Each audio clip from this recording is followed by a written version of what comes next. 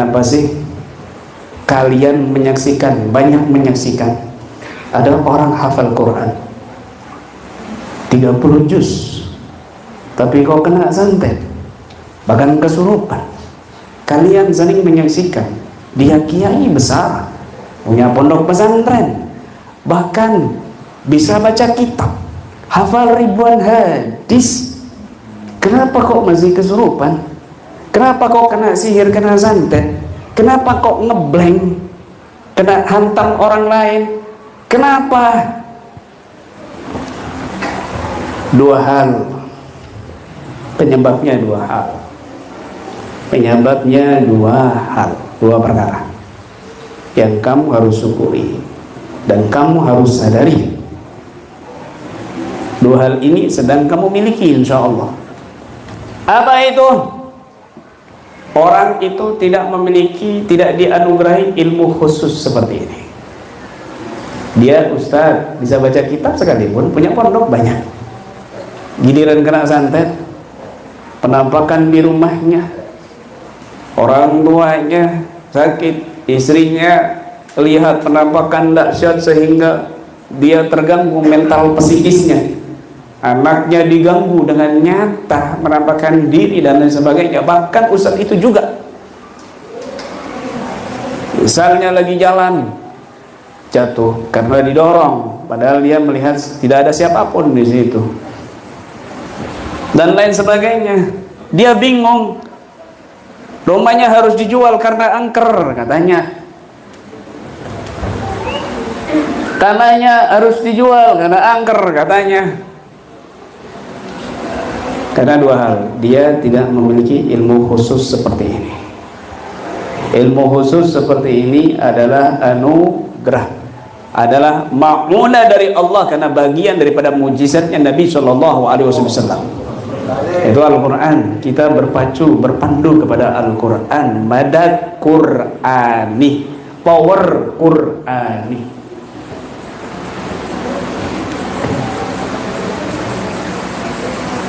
Bahkan Habib sekalipun kalau tidak memiliki ilmu khusus seperti ini, ya kena juga, ya kewalahan juga, babak belur juga, begitu.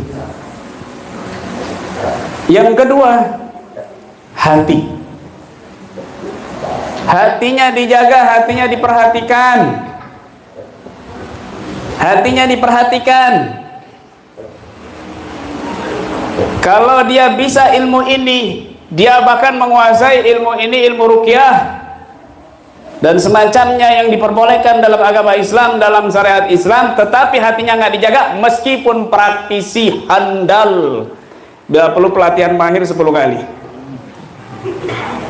ya, bila perlu pelatihan mahir juz 2 padahal belum ditulis, tetap dia juga akan kena babak belur kewalahan. Dua hal ini kamu harus jaga, dan kamu dimasukkan orang-orang khusus mendalami ilmu ini, ilmu ruqyah. Jaga dengan baik. Jangan lupa hati dijaga juga. Yo ayo dengan Quran terapi jasmani. Yo ayo dengan Quran tetap. Itu rahasianya di situ. Oi, paham? Belum, paham belum? Belum. Oh, angel.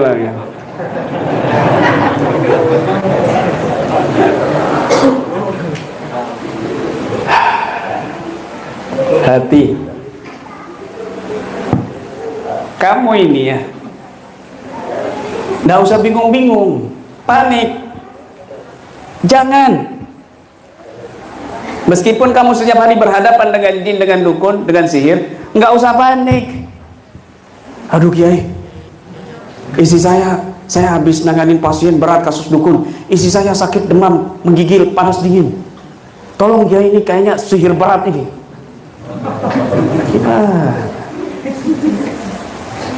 Takutnya istri saya mati Kiai. Saya sangat mencintai istri saya. Lihat cewek masih ngelirik kamu. Nggak usah panik. Kok panik? Kalau biasa nanganin isinya orang, isinya sendiri panik. Kan lucu. Iya kan? Lucu kalian ini. Biasa nanganin istrinya orang, ngobatin isinya orang, isinya kena panik. Bingung gitu. Anaknya pilek, wah ini Banaspati. Anaknya pilek Banaspati. Jangan-jangan udah numpuk di otak kamu itu jin-jin Banaspati ini. Error ini. Kebanyakan es krim bukan Banaspati, Banjul. Dengerin ini ya. Muka-muka panik ini, dengerin. Capek saya di chatting terus. Kamu pikir saya pikir kamu toh? Banyak ribuan ini. Dari Nusantara, ujung Nusantara sampai ujung Nusantara. Ya Allah. Kiai. Ya Allah Kiai, ini saya ada kasus besar Kiai. Kok tahu kamu kasus besar? Iya Kiai. Sebelum saya datang, ban saya bocor. Woi, sehat? Hah? Tetap santuy, tetap akal sehat, dan jangan lupa ngoh.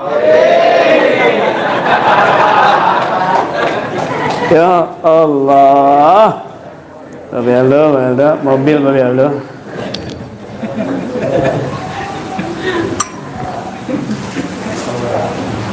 Begitu loh. Ini, aduh, nggak habis pikir saya. Kena paku dikirim santet. Ini Kiai. Oh, pasiennya hebat betul Pak. Pasiennya yang hebat. Kok bisa pasiennya hebat? Iya Kiai. Ini dukunnya kayaknya dukun dari Jampang ya. Kok tahu kamu dari Jampang? Ya kan di situ paling hebat. Masa saya baca Faku Sihir 7 kali nggak bisa? Ya kamu kurang. Ada lagi yang paling apa? Faku Payung.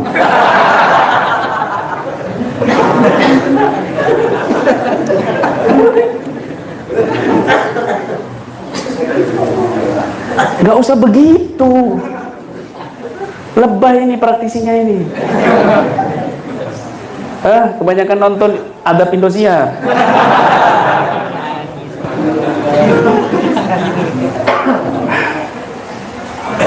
Gak usah begitu. Ya Allah. Lihat istri saya, ini ada istri saya di sini. Istri saya sakit, saya penonton banyak setiap harinya. Dari dulu sampai sekarang mungkin musuh saya ribuan dukun yang nyerang setiap saat. Ini tidur, yang ini masih lanjut. Yang ini istirahat, yang ini lanjut. Terus setiap saatnya diserang begitu.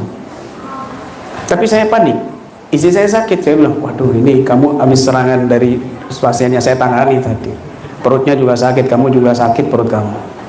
Parah itu. Duh, ini kamu harus di mediumisasi. Di detektor ini. Ini harus Raga Sukma ini. Mau kamu Raga Sukma tingkat Sidratul Muntaha juga gak akan bisa. Gak usah begitu-begituan. Kasihan istri kamu digituin, kepikiran, pucat, mati.